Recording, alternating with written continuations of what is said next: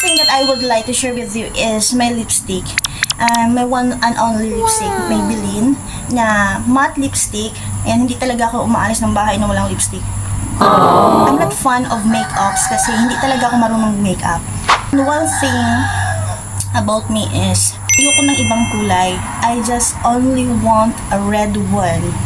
Just like this, love that red. Anything na basta red. Ayoko ng brown, mga pink, something ibang shades ng lipstick. No. It's a big no for me. Mas sa akin red lang talaga. Kasi guys, di ba kanina, yung wala akong lipstick kanina, sobrang putlain ko talaga. That's why, talaga ako nabubuhay na walang lipstick. Ang ingin ng amin mo. That's it. Anis na magic powder na color pink. Yan. Yan lang talaga. Kunting ganun-ganun lang.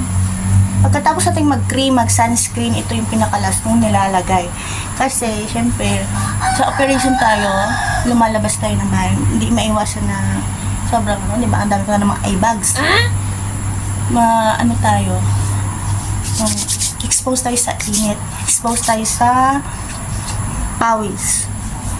That's why. Parang na siyang foundation. Itong BB cream na to. Hindi na kailang, ganun lang.